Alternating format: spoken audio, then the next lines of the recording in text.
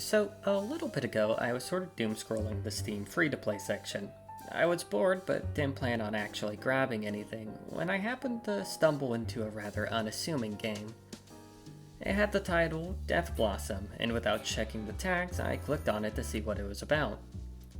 It was an NSFW game, but the thing that threw me off about it is that the Steam page specified the game is about love and mortality. With nothing better to do that day, I say like a liar, I proceeded to go and sit down, and blitz through the entire game in a single sitting. Little did I know I would have a lot to say for the holy shit only 3 hours that the game takes the beat. Though, just fair warning, the NSFW content within the game does need some addressing, and I'll go over that near the end. But without further ado, you play as private investigator Sweet Pea, who traveled from the city to the small town of Sundrop, New Mexico, at the request of the only prostitute in that town by the name of Zephyr Lily. Zephyr gives you some details in hushed whispers before continuing her ruse by jumping your bones while you both quietly exposit the fact that there's a dude in town that is raising the dead and somehow the pendant is related to it. Sweet Pea takes surprise in the fact that Zephyr doesn't care that she's packaged meat. But before they can actually get busy, a Minotaur walks in, blows your brains out while your guard is down, and you get sent on your way to death, who cuts you a deal. A little more time on this earth in exchange for ending the necromancing kingpin. With literally no downside to this deal, you get sent back to crawl out of your shallow grave in a new furry body, clean out your gun, and arrow any mother yiffer that gets in your way to rescuing Zephyr and killing the crime boss running the show. The gameplay is pretty simple but very effective, playing a lot like Hotline Miami. It's a top-down shooter with simple controls. You start each level with 6 bullets in your revolver and need to find an ammo box for another 6 bullets, the game often asking that you conserve ammo and make each shot count. To help with this management, you have the ability to slow down time for a short spell and quick step to get out of the way of danger a little faster, both needing to recharge, but you can get both back quicker if you get a kill. Your slow-mo meter gaining a small portion back and your quick step being recharged completely. The last thing in your arsenal is the kick, which obviously a bit quieter than discharging a firearm, and double plus doesn't take a bullet. But when all it takes is a single attack clipping you to send your ass back to the beginning of the level, getting really close to an enemy is a really risky maneuver. But with good timing, situational awareness, and grit, you can rip the from the undead like their GDP fell into that hole you crawled out of. That joke was probably Greek to most of the people in the audience. So, to prevent me from getting a strike on this channel, I'm just going to gloss over the NSFW content in the game for now, and give you the thought-relevant information out of the repeated cycle of Zephyr getting passed around between grunts like a communion dish, with the through line being, "The boss is gonna kill us with this, but whatever, she's hot as hell." So Death explains to you, after you finish your best Undertaker impression, that the whole furry thing is the result of people becoming animals in the spirit realm, and that anyone that comes back from the whole being dead thing has some of their other form leak into their being one part spirit animal and one part human. So basically all furries in the game are undead. That makes exactly one character in the game who's actually alive. Fun! So you quickly blow through some warehouses and shit shacks, finding the only 3 basic enemy types in the game almost immediately. Pigmen, who run at you with axes and are ranked as number 1 in the US in door and roundhouse kick related fatalities. Vampires, bat people who actually figured out that they could fire pistols too and sometimes just kinda glide into the level. And Minotaurs, I don't care what they're called, who like to show you that buckshot is in fact great to curb a coyote problem.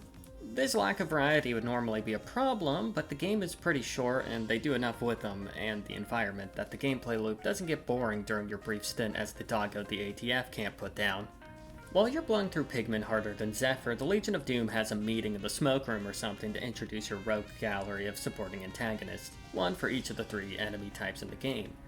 You have Cotton, the axe-wielding piglet woman that exists to remind me that some very unhealthy people fall into my tastes. Bitterbrush, the court-mandated twink of the game, who makes me wonder why the hell a bat person with their sensitive hearing is using a sniper rifle without any ear protection. And Stonecrop, a minotaur woman that looks like she'd be on the back of a biker jacket. After discussing why a bunch of their men have decided to cosplay cheese, and witnessing a man lose a dick measuring contest against both of the women in the room, they decide to let Cotton loose on the public to go track down whoever's been turning their men into statistics. All the while, 2 pigmen take Zephyr to a train to go bring her back to base and do nothing else.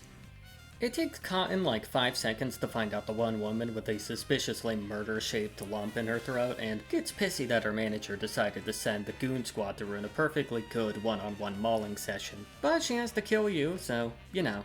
But while she's impervious to your bullets, friendly fire is the only fire that is enabled, and her allies are trained on my Left 4 Dead 2 gameplay.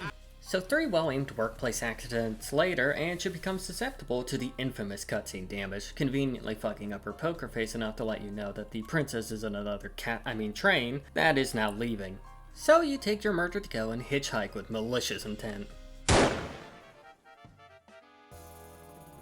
Bitterbrush tries to convince Zephyr that he's the connoisseur of the sex offender world, but she has none of it as she name drops the big badass Yarrow in her protest against calling the big bear man daddy. It doesn't take them too long to notice that you're currently on the express train to the grey matter of 50 billion bat people that reside there, and Bitterbrush decides he's going to try and snipe you through like 20 train cars with closed doors, while somehow being stopped by a bag of flour he totally didn't see you fumble behind. Khan gets revived back at base by Darth Halsin, and to punish her for getting her back blown out by allies, Stonecrop decides to put her in the timeout corner to get her back blown out by allies, until both parties decide that she should probably get back to trying to kill you. Bitterbrush decides he doesn't actually like dying and decides to take Zephyr to the top of the train and use her as a hostage so that you let him escape using his flight powers that probably shouldn't be able to support the weight of a second person. All because you couldn't call the sentimental twink's bluff about him having the balls to pull the trigger. With no one stopping the train, you, like the first draft of this script, decide vehicular-related collisions is your preferred way to die, and Sweet Pea is buried for the second time that day. Zephyr has nothing done to her by the Funky Bull people, while Stonecrop does nothing to Bitterbrush. Zephyr astral projects or some shit through the realm of Yarrow's mental breakdown and gives Sweet Pea the pep talk required to remember that they are in fact undead and can just thug out being crushed to death by rocks. But the moment of glory is short-lived because Cotton is waiting like 10 feet away with more pigs than the Nether, and you have to immediately run for your fucking life as Cotton does her best Pitbull impression, being arguably more invulnerable than last time. I don't know, I haven't tried to get enemies to friendly fire her during the chase. Unfortunately for her, you've been practicing your speedrunning by speedrunning cancer with your 4th box of 6 that night and lead her into a very conveniently placed family of red barrels and TNT that you explode into a ball of fire that should have totally killed you too, but I guess Wile E. Coyote here can detect the fucking sun apparently. You go through some intense firefights, all the while artillery is being dropped on you, while Zephyr wakes up in a cabin to Yarrow, who goes, "Hey, you'll see that necromancy is pretty cool eventually. By the way, I put the funny necromancy flower into your chest." "That's a dick move. We're not remarrying, and I'ma be real with you. You were a fucking terrible gambler." No time for that as Stonecrop decides to pop up to shoot you with a cannon she picked up with funny rubber dodgeballs loaded in them. But unfortunately for her, she has a health bar, so you could just shoot her until she's low enough to roundhouse kick into an impact frame of her getting shot with a bullet you don't have. Death explains how the flavor of furry you become is dependent on your issues in life. Bats being like 80% of the audience and never talking to their crushes, Minotaurs not having read the tale of Icarus, and Sweet Pea's coyote body being a result of her life as a trans woman not exactly being nice to her. So you walk into a lone cabin to find Zephyr has in fact moved since the last cutscene with her in it, and Smokey tells you, "By the way, I still have a position open for people who can kill like 200 people tonight. You want to take it?" "I'm literally only alive right now to kill you. And you have the one warm woman in the tri-state area, so I'm gonna shoot you with this funny gun." And he takes exception to that, transforming into just a giant head with vines shooting out, stuck in a perpetual state of kakyoning Zephyr. Unfortunately for him, he has a health bar, you have infinite slowdown, and bullets magically spawn in, so you show him God's caliber. He threatens to have a face too, but Bitterbrush rips Zephyr out of cocaine pear, deciding that he must become a vor enthusiast to atone for his sins, and dies like anyone else who chooses to get mauled by a bear. This gives you the chance to give him cutscene damage, killing him harder than Aerith. As you escape and bring Zephyr to safety, Death gives you the A-OK to finish Zephyr since you finished the mission, and you die immediately afterwards in a pretty nice scene that is legitimately good payoff that I can't show. After the credits roll, Zephyr decides that being older than Queen Elizabeth isn't technically something that'll piss Death off and lives out the rest of her lichdom as a fashion icon. The end.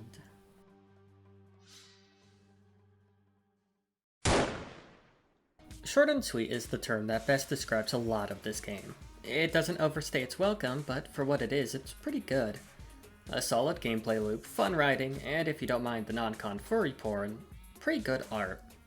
The characters are pretty well characterized. Even Death, who mostly exists to give Sweet Pea something to talk to and give exposition, is a pretty funny character, keeping an ironically bubbly tone throughout. The sex scenes are fairly well thought out too, using language that gets you thinking about the scene with more than just sight and sound, seamlessly putting you in the same position as Zephyr, Bitterbrush, and Cotton as they get their insides excavated like gold was found there. Which brings me to the subject of the kinks involved. Almost every sex scene in this game is dub or non-con, which can be a touchy subject for a lot of people, but I don't really feel the need to condemn its existence. It's obvious that most people with a non-con kink don't actually want that to happen to them, and the kink acts more like sexual theater as they enjoy role-playing these elements in a safe environment. And how people get into said kinks can arise from numerous and sometimes complicated factors, from it being a coping mechanism for actual abuse that may have happened in their lives, to just having a bunch of adjacent fetishes like rough play, aggression, submission, or monster fucking. The point I'm trying to get here is that the game's NSFW content is certainly not for everyone, but the inclusion in the game is fine. If you don't like the content, you can click an option in the settings to automatically skip any cutscene that has sex in it. Though, just like the warning underneath it says, you will likely miss out on some story-relevant details such as Cotton being raised from the dead again and being sent to chase you down a chapter later. And you miss out on the payoff that is Zephyr and Sweet Pea having cute and consensual sex at the very end. That said, the fact that the participants in these scenes all act fairly nonplussed considering what is going on plays into the scenes being meant more to be taken as sexual theater, which matches the tone of the actions aesthetic of one part noir and one part spaghetti western, albeit at the obvious cost of a bit of the grounding, considering not many real people would react in such ways, but this game is about undead furry, so maybe it shouldn't be overthinked, I say on page 7 of a video essay. As for the actual character of Sweet Pea, she's a nice protagonist to follow as she chain smokes and blasts her way through an army of undead. The choice to make her trans ties into her actual character quite well as she deals with hang-ups about not living the identity that was expected of her, and the interpersonal friction she had to deal with being the cause of her trip out to Sundrop and her perceived guilt in not being able to live as the man she was born as being what turns her into a coyote. The shape not simply being a result of her being trans is what may have been implied by Death, but rather how the world made her feel about it. Her story ends with her finally at peace with these personal demons as she finds someone who finally accepts her for who she is, shedding the regrets that gave her her shape as she moves on to the afterlife. This leads to some questions as to what would happen to someone who is undead and returned to death with their regrets gone. Like, does she stay as a coyote or does she get a new form?